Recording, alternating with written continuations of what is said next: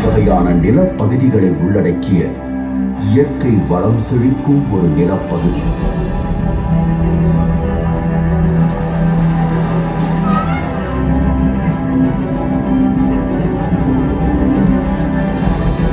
தமிழக நிலப்பரப்பானது தொன்மையான மொழி, தொடர்ச்சியான எழுத்தறிவு, பழம்பெரும் இலக்கியங்கள், பல்வேறு வகையான கலைகள், பிரமிக்க வைக்கும் நுண்திறன் மிக்க கைவினை தொழில்கள் என நீண்ட நெடிய பாரம்பரியத்தையும் வரலாற்றையும் கொண்டிருக்கு. இந்த தமிழக நிலப்பரப்புல மனித குல வரலாற்றோட தொடக்கத்தை பத்தி தெரிஞ்சுக்கணும்னா ஆயிரக்கணக்கான ஏன் லட்சக்கணக்கான ஆண்டுகள் பின்னோக்கி செல்ல வேண்டியிருக்கு. தமிழக வரலாற்றை தொடங்க வேண்டிய இடம் 15 லட்சம் ஆண்டுகளுக்கு முன்னால்.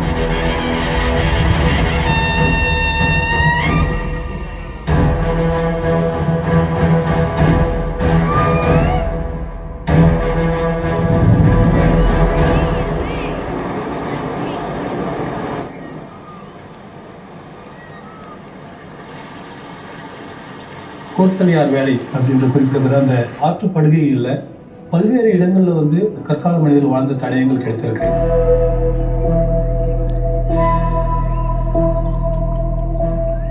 முதலாக கற்களை உபயோகப்படுத்தி அதை கூர்படுத்தி அதை வந்து ஆயுதமாக பயன்படுத்தி விலங்குகளையும் எல்லாம் மரங்களுடைய பழங்களையும் அடித்து சாப்பிட்டு அதில் வாழ்ந்திருக்கிறாங்க. ஹேண்டாக்ஸ்ன்னு சொல்லக்கூடிய ஒரு கற்கருவியை இவர்கள் உருவாக்கி இருக்கிறார்கள். அதுபோல கிளீவர் எனப்படும் ஒரு கிழிப்பான் அப்படின்ற ஒரு கருவி, அது போன்ற பல வகையான கருவிகளை இந்த கால மக்கள் உருவாக்கி இருக்கிறார்கள். இந்த காலகட்டத்தை தான் பேலியோலித்திக், அதாவது பழங்கற்காலம் அப்படின்னு சொல்றோம். இவங்க வந்து இயற்கையாக காட்டில் கிடைக்கக்கூடிய அந்த விலங்குகளை வேட்டையாடி உணவுகளை சேகரித்து, தாவரம், பழங்கள், கொட்டைகள், இது மாதிரி அந்த இதை சேகரித்து வாழ்ந்து வந்திருக்காங்க. இயற்கையா இருக்கிற குகைகள், பாறை மரவிடங்கள், அங்கதான் வாழ்ந்திருக்காங்க. ரெண்டாவது, இவர்கள் இடம் விட்டு இடம் நகரக்கூடியவர்கள். அதாவது ஒரே இடத்துல இவங்களுக்கு வேண்டிய உணவு கிடைக்காது. ஒரு இடத்துல இவங்க ஒரு குழுவா தங்குவாங்க. அதுக்கு பேர் பேண்டுன்னு சொல்லுவாங்க. ஒரு பேண்ட்ல 25 to 50 பேர் ஒரு குழுவா இருப்பாங்க. அந்த இடத்துல உணவுகள் தீர்ந்தோன்னா இன்னொரு இடத்துக்கு புலம்பெயர்வாங்க.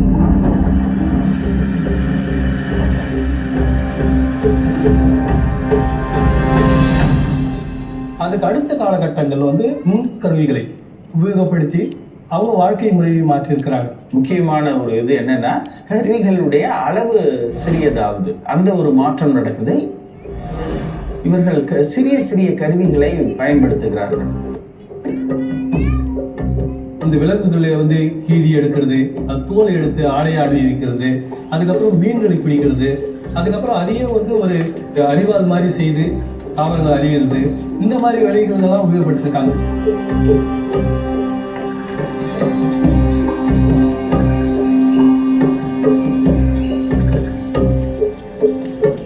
நுண்கற்காலங்களுடைய தடயங்கள் பல்வேறு இடங்கள் தமிழில் கிடைச்சாலும் அதிகமாக வந்து கேரி சைட் அந்த பகுதியில் பார்த்தீங்கன்னா பரவலாக வந்து அந்த இடங்களில் வந்து இந்த நுண்கற்கால மக்கள் வாழ்ந்ததுக்கான தடயங்கள் கிடைச்சிருக்கு.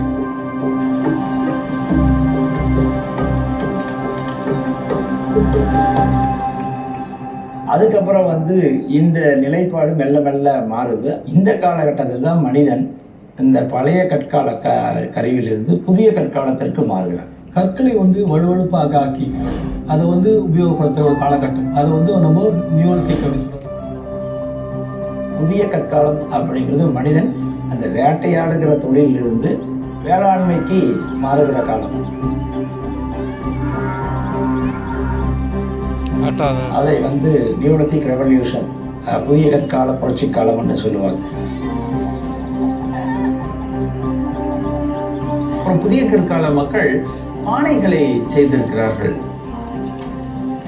வேளாண்மை செய்து தானியங்களை எடுக்கும்போது அதை சேமித்து வைக்க இவங்களுக்கு பானைகள் தேவைப்படுது. அப்போ வேளாண்மை செஞ்ச சேமித்து வைக்கிறதுனால ஒரு வருடம் விளையிலனா கூட நீங்கள் அதை வந்து அங்கே நீங்கள் இருக்கலாம். அந்த அளவுக்கு இருக்கும் பொழுது அப்பொழுது உபரி உற்பத்தி இருக்கும் பொழுது பல்வேறு கலை வருகிறது. அப்படி வந்தது தான் நீங்கள் பாறை ஓவியங்கள்.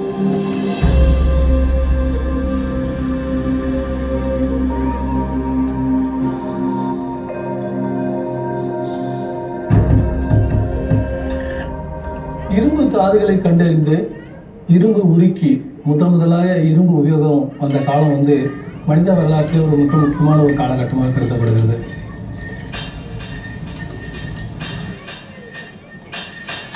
ஏன்னா இரும்பு வந்ததற்கு பிறகு அவர்கள் காடுகளை அழித்து வேளாண்மை செய்ய முடிந்தது. அப்போ இரும்பு வந்ததுக்கு அப்புறம் வேளாண்மை மற்றும் ஆடு மாடு மேய்த்தலுடைய பெருக்கம் அதிகமானதுன்னு சொல்லலாம். இவர்கள் வந்து பெரிய ஊர்களில் வாழ்ந்திருக்கிறார்கள்.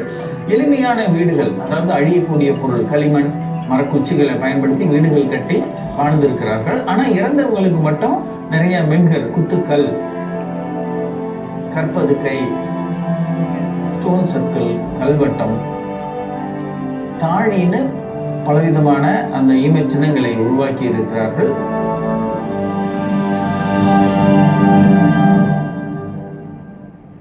வரலாற்று தொடக்க காலத்தில் இரும்பு காலத்தில் இருந்த நிலையை விட வளர்ந்து வேந்தர்கள்ன்ற ஒரு அரசியல் அமைப்பு உருவாகுது.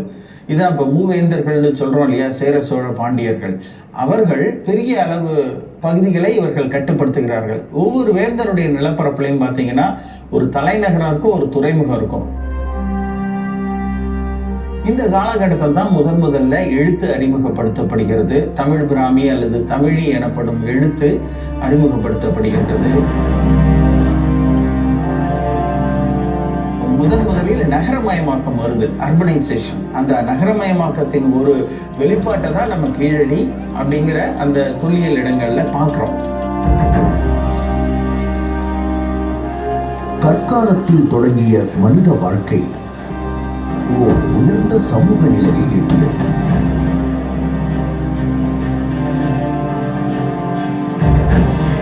இந்த மனித குல வளர்ச்சிக்கு தமிழக நிலப்பரப்போட நீர்வளமும் ஒரு மிக முக்கியமான காரணம்.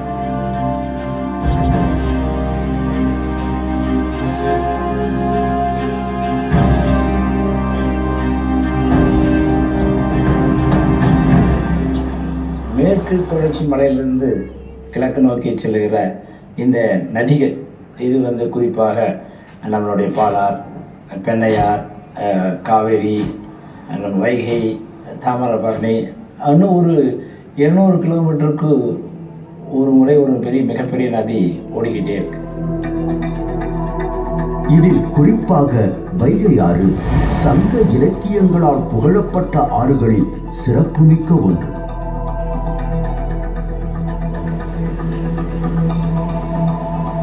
வைகை ஆற்றங்கரையில் மனித நாகரிக வளர்ச்சிக்கான தடயங்கள் புதிய கற்காலத்தில் இருந்தே கிடைக்கின்றன.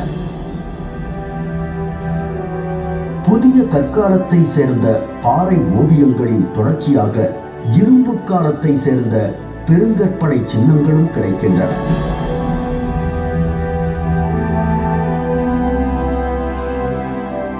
அதன் தொடர்ச்சியாக தொடக்க வரலாற்று காலத்தை சார்ந்த தமிழில் எழுத்து பொறிக்கப்பட்ட நடுக்கற்களும் கிடைக்கின்றன. இந்த நடுக்கற்கள் இந்தியாவிலேயே தொன்மையானவை. நடுக்கற்கள் மட்டுமில்லாம தமிழில் எழுத்து பொறிக்கப்பட்ட பாறை கல்வெட்டுகளும் ஏராளமாக கிடைக்கின்றன. இதில் குறிப்பாக 2300 ஆண்டுகளுக்கு முன்பே மதுரை பெயரானது மேட்டுப்பட்டி கல்வெட்டில் குறிப்பிடப்பட்டிருப்பதோடு அழகர்மலை கல்வெட்டிலும் குறிப்பிடப்பட்டிருக்கு.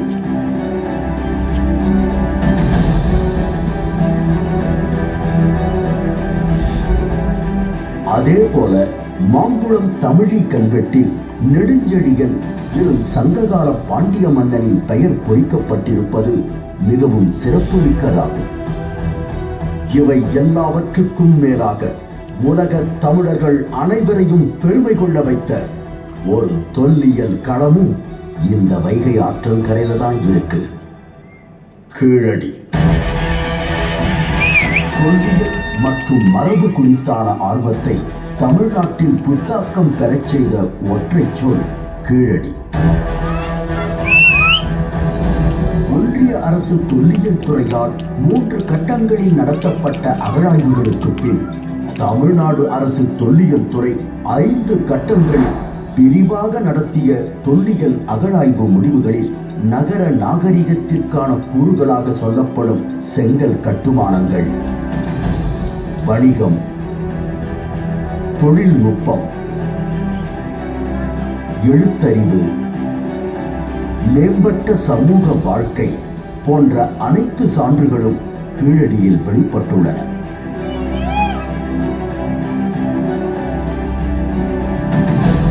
கீழடி அகழாய்வில் சேகரிக்கப்பட்ட கரிம மாதிரிகளை பகுப்பாய்வு செய்ததில் இதனுடைய காலம் கிமு 6ஆம் நூற்றாண்டு என கண்டறியப்பட்டது.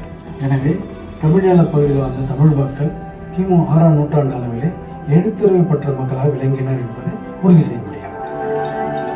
தமிழ்நாட்டில் முதல் முறையில் ஒரு விரிவான கட்டிடப் பகுதியில் கிடைத்த இடம் கீழடி. அந்த கட்டிடப் பகுதியில் வச்சு தான் நம்ம சொல்கிறது நகர நாகரிகமாக இருந்திருக்கும். நம்முடைய சங்ககால முறையில் ட்ரெடிஷ்னல் வேலை கற்ற நீள் வகையான கட்டிடப் பகுதிகளாகத்தான் எல்லாமே கட்டிடங்கள் கட்டப்பட்டிருக்கு. அதோட பைண்டிங் மெட்டீரியல் பார்த்திங்கன்னா வெறும் மண் தான் அதனுடைய பைண்டிங் மெட்டீரியல். எந்த ஒரு சாந்தும் அதற்கு பயன்படுத்தாமல் கட்டப்பட்ட கட்டிடப் பகுதி தான் அங்கே கிடைச்சது மிக முக்கியமானது சொல்கிறோம். அதை வச்சு தான் நம்ம இது சங்ககால கட்டிடங்கள் என்று நம்ம ஐடென்டிஃபை பண்ணுறோம்.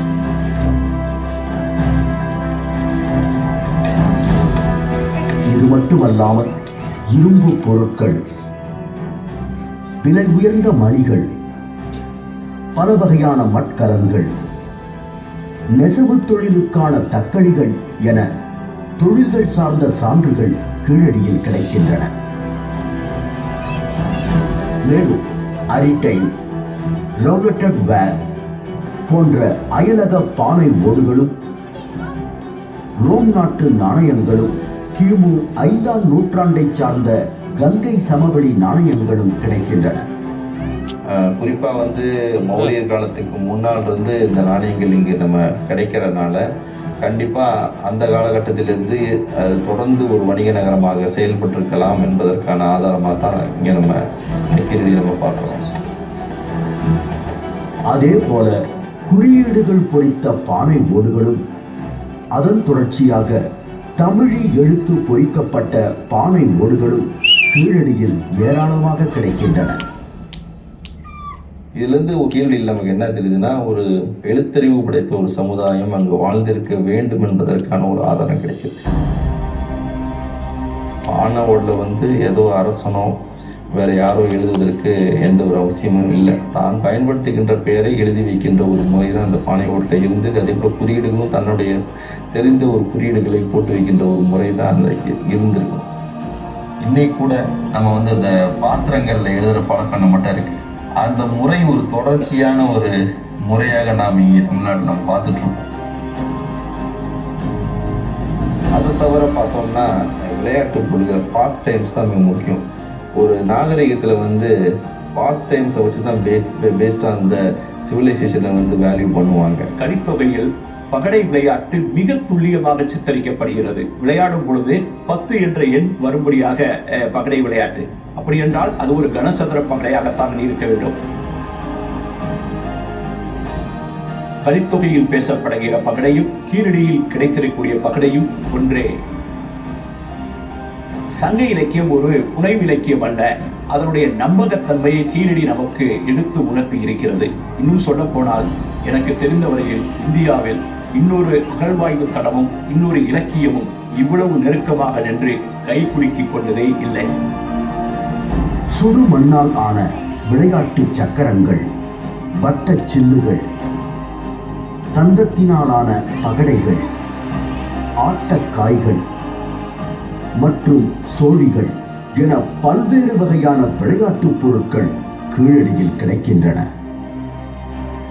அதை இன்னைக்கு நாம் பார்த்தோம்னா நம்முடைய மக்கள் தொடர்ந்து பயன்படுத்துகின்ற ஒரு நிலையை நாம் பார்த்துட்டு இருக்கோம்.